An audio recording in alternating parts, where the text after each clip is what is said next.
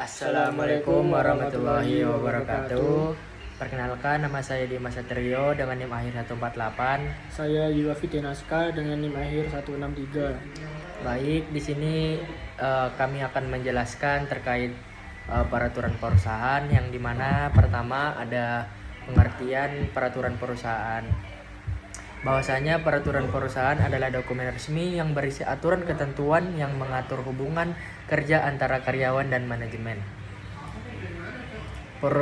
Peraturan ini dibuat untuk memastikan keseimbangan antara hak dan kewajiban masing-masing pihak, menciptakan lingkungan kerja yang kondusif, serta meningkatkan produktivitas perusahaan. Dalam operasional perusahaan, peraturan perusahaan berfungsi sebagai pedoman utama dalam menangani berbagai aspek ketenaga kerjaan seperti standar kerja, hak pekerja, disiplin kerja, dan prosedur pemutusan hubungan kerja. Tanpa peraturan yang jelas, perusahaan dapat mengalami berbagai masalah seperti ketidaktertiban dalam operasional, konflik antara karyawan dan manajemen, serta potensi pelanggaran hukum ketenaga kerjaan. Peraturan perusahaan juga menjadi alat bagi manajemen untuk mengelola sumber daya manusia dengan lebih efisien. Dengan adanya peraturan ini, perusahaan dapat menekankan atau menerapkan kebijakan kerja yang adil, menghindari perselisihan industrial, serta memastikan kepatuhan terhadap peraturan ketenagakerjaan yang berlaku di Indonesia. Selanjutnya ada dasar hukum peraturan perusahaan. Yang pertama diatur dalam Undang-Undang Nomor 13 Tahun 2003 tentang Ketenagakerjaan. Undang-undang ini mengatur secara umum hak dan kewajiban pekerja serta pengusaha dalam hubungan kerja.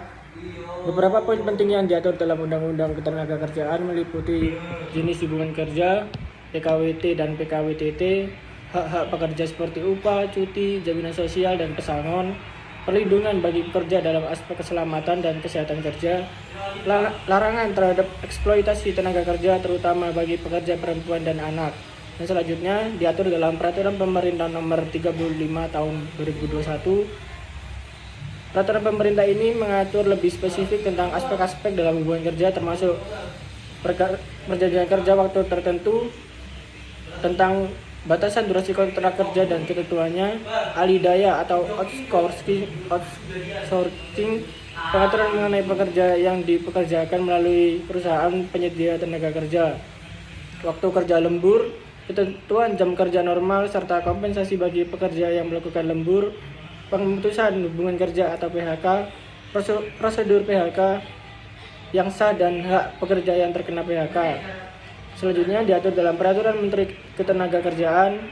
Beberapa regulasi yang dikeluarkan oleh Kementerian Ketenagakerjaan turut menjadi acuan dalam penyusunan peraturan perusahaan, seperti standar upah minimum, jaminan sosial tenaga kerja, BPJS Ketenagakerjaan dan BPJS Kesehatan, Keselamatan dan Kesehatan Kerja atau K3, serta perlindungan pekerja perempuan dan anak.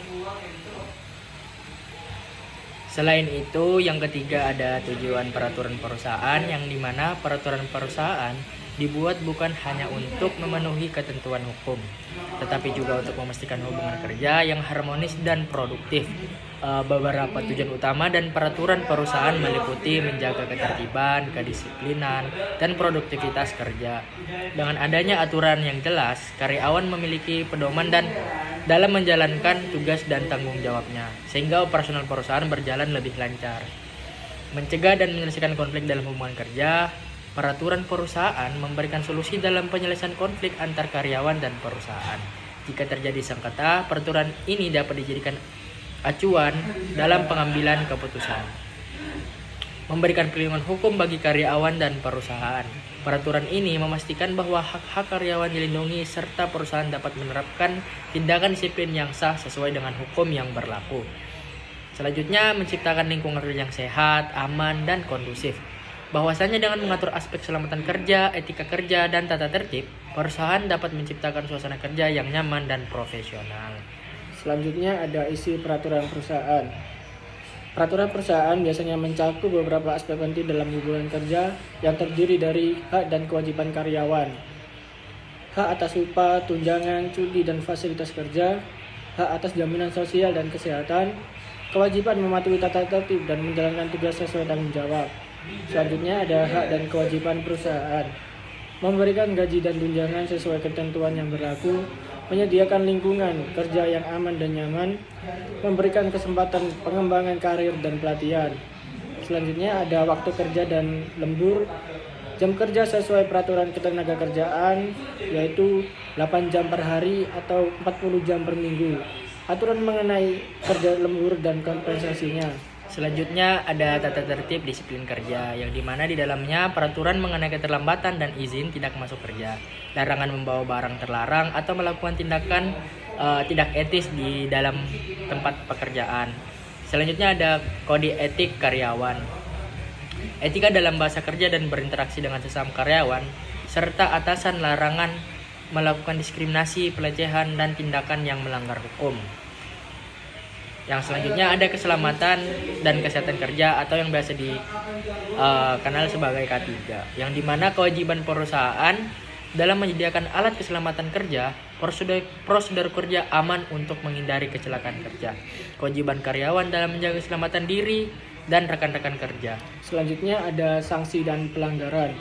Teguran lisan atau tertulis bagi pelanggaran ringan, skorsing atau penurunan jabatan bagi pelanggaran berat, serta pemutusan hubungan kerja atau PHK jika terjadi pelanggaran serius seperti pencurian atau tindakan kriminal.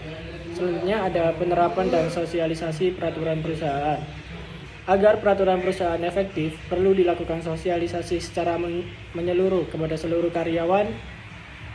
Beberapa metode yang bisa dilakukan dalam sosialisasi ini adalah penyuluhan saat perekrutan karyawan baru. Setiap karyawan yang baru bergabung wajib diberikan pemahaman tentang peraturan perusahaan. Distribusi buku peraturan perusahaan. Perusahaan harus menyediakan buku atau dokumen elektronik yang berisi peraturan kerja dan yang mudah diakses oleh seluruh karyawan. Selanjutnya ada pelatihan dan seminar terkait aturan kerja. Beberapa aspek seperti disiplin kerja, keselamatan kerja, dan etika kerja dapat diperkenalkan dalam bentuk pelatihan dan seminar berkala. Selain itu, peraturan perusahaan harus mendapatkan pengesahan dari instansi ketenagakerjaan agar memiliki kekuatan hukum.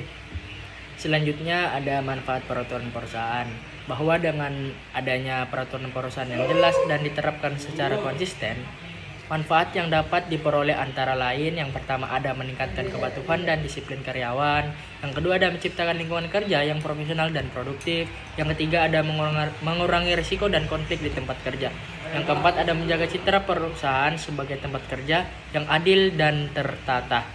Selanjutnya, kami akan memberikan sebuah contoh studi kasus pelanggaran terhadap peraturan perusahaan, yang dalam hal ini pelanggaran terhadap P3. Pelanggaran peraturan perusahaan oleh PT GNI, PT Gunbuster Nickel Industri adalah sebuah perusahaan yang bergerak di bidang smelter nikel yang terletak di Morowali, Sulawesi Tengah, Indonesia. Sejumlah tenaga kerja Indonesia maupun tenaga kerja asing mencari nafkah untuk mencukupi kebutuhan hidupnya pada perusahaan ini. Namun sayangnya, PT GNI belum mencapai standar layaknya suatu perusahaan karena tidak menerapkan sistem peraturan perusahaan yang jelas. Hal ini kemudian menyebabkan sejumlah tenaga kerja di PT GNI melakukan aksi unjuk rasa dan mogok kerja hingga tuntutan terhadap perusahaan dipenuhi.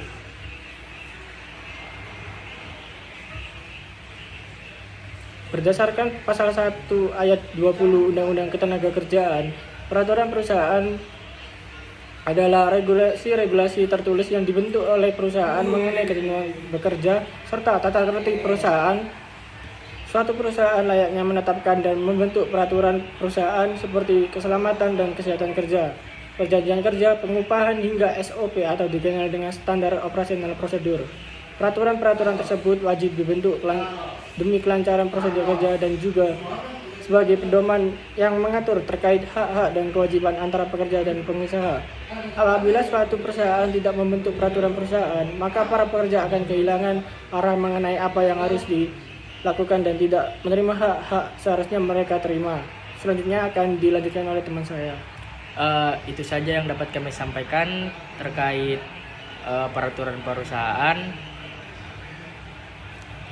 Selanjutnya, suatu peraturan perusahaan minimal memuat hal-hal sebagai berikut. Yang pertama ada hak dan kewajiban. Yang kedua ada hak dan kewajiban pengusaha. Yang ketiga ada syarat-syarat kerja. Yang keempat ada tata tertib perusahaan. Yang kelima ada jangka waktu berlakunya peraturan perusahaan. Suatu perusahaan dapat berjalan dan berkembang karena hasil kerja keras dari para pekerja yang terus memberikan jasa terhadap suatu perusahaan tersebut. Pentingnya hak-hak pekerja untuk dilindungi karena merugikan faktor esensial dalam pembangunan perusahaan. Sayangnya hal tersebut belum dilaksanakan oleh PT GNI sehingga menyebabkan banyak kerugian terhadap para pekerjanya. PT GNI diidentifikasi telah melakukan pelanggaran terhadap peraturan perusahaan, yaitu memberlakukan status kontrak terhadap pekerja tetap, melakukan PHK sepihak, melakukan pemotongan upah, dan membahayakan nyawa para pekerja karena tidak menetapkan keselamatan dan kesehatan kerja. Akibat kelalaian perusahaan dalam tidak membentuk peraturan perusahaan, para pekerja melakukan aksi bentrok kerja terhadap pekerja yang masih bekerja di dalam PT GNI tersebut. Tuntutan oleh para pekerja belum dikabulkan oleh perusahaan sehingga kejadian aksi penyerangan tersebut pun terjadi. Aksi penyerangan tersebut menyebabkan kematian 2 orang masing-masing tenaga kerja Indonesia dan tenaga kerja asing.